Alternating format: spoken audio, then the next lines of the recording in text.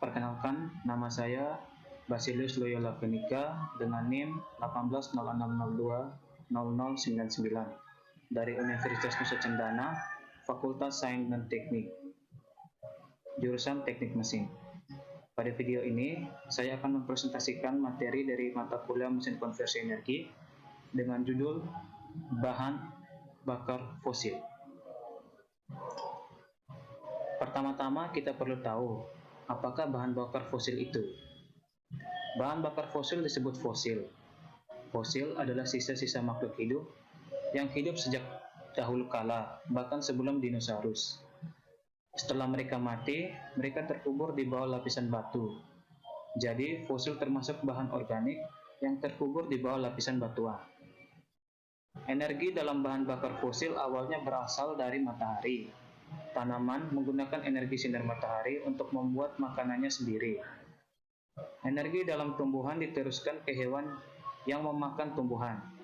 Sebagian energi tersisa di tumbuhan dan hewan yang mati terkubur di bawah lapisan batu. Panas dan tekanan jauh di bawah bumi mengubah mereka hingga menjadi batu bara, minyak, dan gas. Perlu kita sadari bahwa tanpa bahan bakar fosil, kebanyakan orang tidak bisa mengendarai mobil mereka. Mereka tidak dapat menyalakan lampu atau menghangatkan rumah mereka. Ini karena sebagian besar energi yang dibutuhkan untuk melakukan hal-hal tersebut berasal dari bahan bakar fosil. Sekarang kita akan membahas satu persatu bahan bakar fosil, mulai dari yang pertama yaitu batu bara. Batu bara adalah batuan sedimen yang terbentuk dari akumulasi dan pembusukan bahan organik yang berasal dari jaringan dan eksudat tumbuhan yang terkubur selama periode waktu geologi bersama dengan berbagai inklusi mineral. Batu bara berwarna hitam, seperti batuan yang tercipta dari tumbuhan mati di rawa.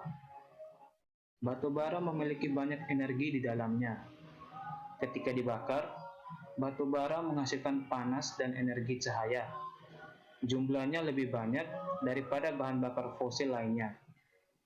Batu bara dapat ditemukan di dekat permukaan bumi atau lebih jauh di bawah tanah. Untuk mencapainya, perlu dilakukan penambangan. Perlu kita ketahui bahwa 40% listrik di dunia tercipta dari pembakaran batu bara. Panasnya mengubah air menjadi uap yang memutar turbin seperti roda besar sehingga menghasilkan listrik. Batu bara diklasifikasikan oleh tipe dan peringkat. Peringkat batu bara mengklasifikasikan batu bara berdasarkan tingkat metamorfosisnya dari sumber tumbuhan asli. Proses metamorfosis atau penuaan disebut kualifikasi. Peringkat batu bara adalah bagian batu bara yang paling penting karena peringkat menunjukkan klasifikasi batu bara untuk digunakan. Kualifikasi menggambarkan proses yang dialami bahan organik yang terkubur menjadi batu bara. Ketika pertama kali dikubur, bahan organik memiliki komposisi unsur dan struktur organik tertentu. Namun, saat bahan mengalami panas dan tekanan, komposisi dan struktur perlahan berubah. Beberapa elemen hilang melalui penguapan, sementara yang lain terkonsentrasi melalui sejumlah proses, termasuk paparan aliran bawah tanah yang membawa beberapa elemen dan menyimpan elemen lainnya. Komposisi batu bara biasanya dilaporkan dalam hal analisis terdekat dan analisis akhir. Analisis proksimat batu bara terdiri dari 4 unsur: kandungan zat yang mudah menguap, kandungan karbon tetap, kadar air, dan kadar abu, yang semuanya dilaporkan berdasarkan persen berat. Pengukuran keempat properti batu bara ini harus dilakukan sesuai dengan spesifikasi ketat yang dikodifikasikan oleh ASTM atau American Society of Testing and Materials. Batu bara tidak mengandung abu, meskipun kandungan abu batu bara dilaporkan sebagai bagian dari analisis terdekatnya. Sebaliknya, batu bara mengandung material mineral yang dapat hadir sebagai entitas atau inklusi mineral yang berbeda dan sebagian bahan yang terikat erat dengan matriks organik batu bara. Abu di sisi lain mengacu pada bahan anorganik padat yang tersisa setelah pembakaran sampel batu bara. Kandungan abu terdekat adalah abu yang tersisa setelah batu bara diekspos ke udara dalam kondisi spesifik yang dikodifikasi dalam metode uji standar D3174. Analisis akhir memberikan komposisi fraksi organik batu bara pada basis elemen. Seperti analisis proksimat, analisis akhir dapat dilakukan pada basis lembab atau kering dan pada basis yang mengandung abu atau bebas abu. Kelembaban atau abu yang dilaporkan dalam analisis akhir ditemukan dari analisis terdekat.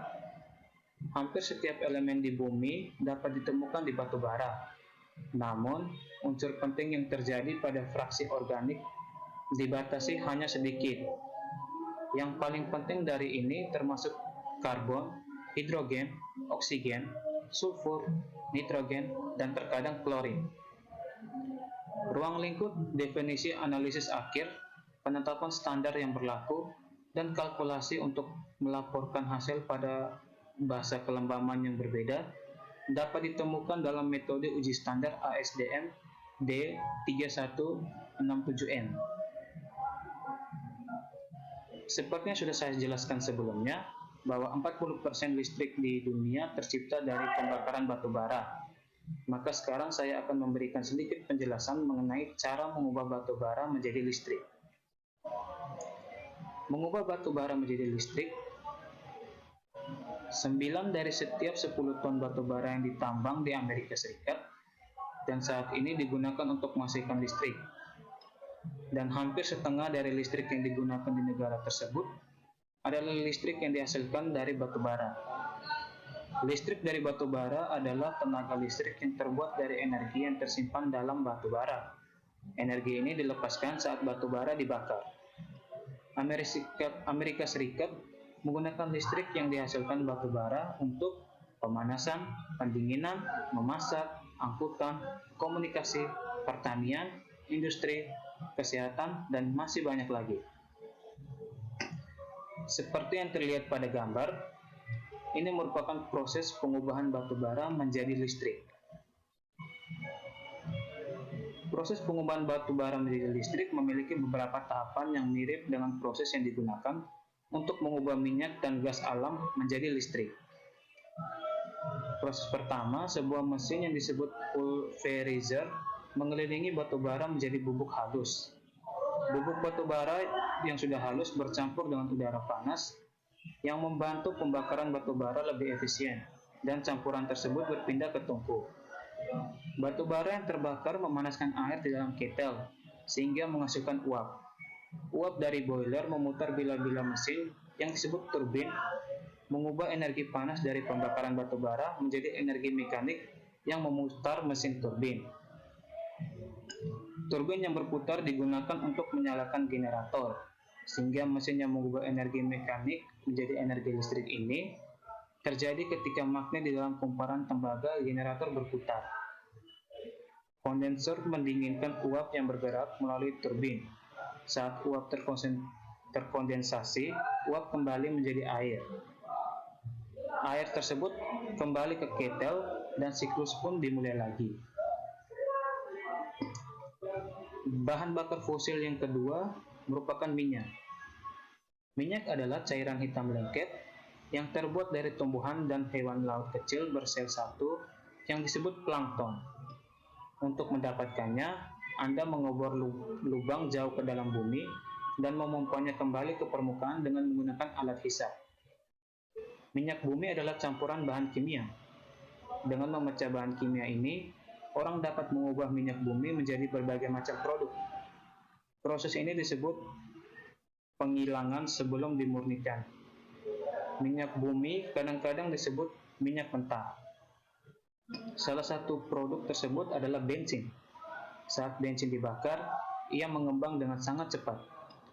Ekspansi ini melepaskan banyak energi dalam bentuk ledakan. Mesin bensin memungkinkan orang membuat dan mengendalikan ledakan ini. Energi tersebut kemudian dapat digunakan untuk mendorong mobil ke depan.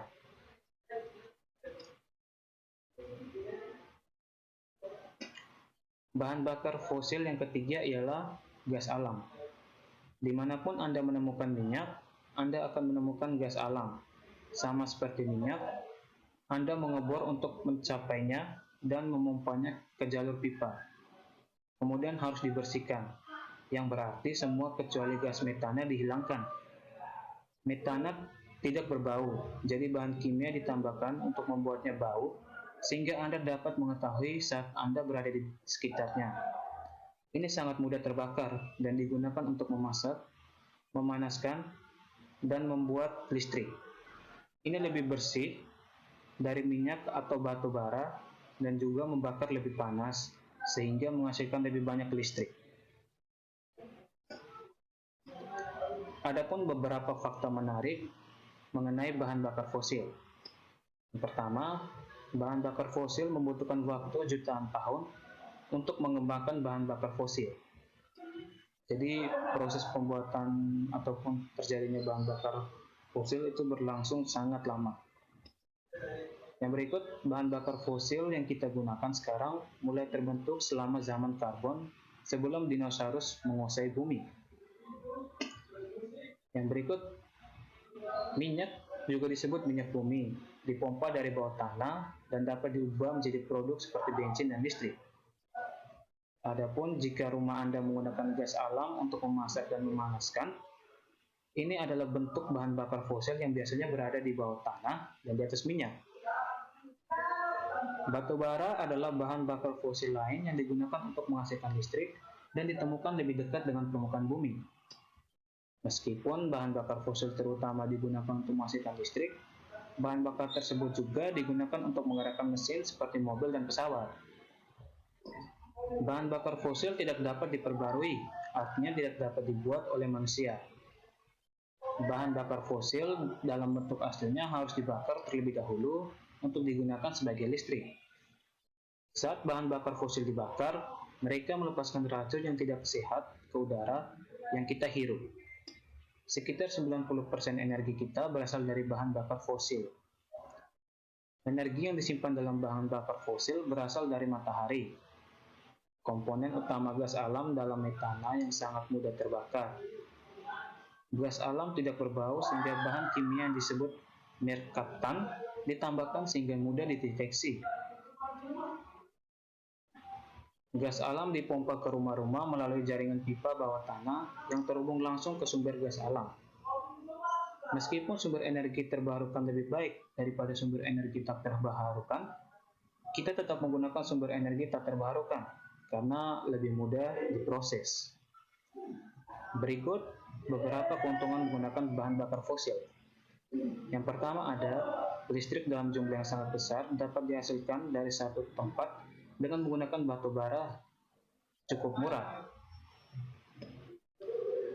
Mengangkut minyak dan gas ke pembangkit listrik lebih mudah. Pembangkit listrik berbahan bakar gas sangat efisien.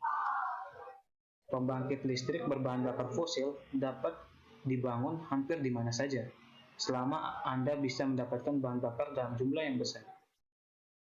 Adapun beberapa kerugian menggunakan bahan bakar fosil. Pertama, bahan bakar fosil adalah sumber energi tak terbarukan. Persediaan mereka terbatas dan pada akhirnya akan habis. Bahan bakar fosil tidak dapat diperbarui dengan sendirinya. Sedangkan bahan bakar seperti kayu dapat diperbarui tanpa henti. Bahan bakar fosil melepaskan karbon dioksida saat dibakar, yang menambah efek rumah kaca dan meningkatkan pemanasan global. Dari ketiga bahan bakar fosil, untuk jumlah energi tertentu yang dilepaskan, batu bara menghasilkan karbon dioksida paling banyak dan gas alam paling sedikit. Batu bara dan minyak melepaskan gas sulfur dioksida saat dibakar, yang menyebabkan masalah pernapasan bagi makhluk hidup dan menyebabkan hujan asam. Menambang batu bara bisa jadi sulit dan berbahaya. Itu juga dapat menghancurkan area lanskap yang luas. Pembangkit listrik tenaga batu bara membutuhkan bahan bakar dalam jumlah besar, yang berarti batu bara mengangkut beban hampir terus-menerus. Mari kita mencoba melihat ke masa depan. Bisakah kita kehabisan bahan bakar fosil? Sangat penting bagi masyarakat untuk menggunakan lebih sedikit batu bara, minyak, dan gas alam. Bahan bakar fosil adalah sumber daya tak terbarukan. Ini berarti bahwa kita menggunakan jauh lebih cepat daripada alam membuatnya. Tetapi ada alasan yang lebih sederhana lagi bagi orang-orang untuk menemukan sumber energi lain. Ingat, batu bara, minyak, dan gas alam membutuhkan jutaan tahun untuk terbentuk. Namun, orang Amerika menggunakan miliaran barel minyak setiap tahun, sehingga pada akhirnya semua minyak akan habis. Anda dapat mempelajari tentang kemungkinan solusi untuk masalah ini dalam pembelajaran energi alternatif. Sekian penjelasan dari saya mengenai materi bahan bakar fosil. Semoga bermanfaat bagi kalian yang sudah mau menonton. Saya mohon maaf bila ada salah kata penyampaian pada presentasi saya. Sekian dan terima kasih.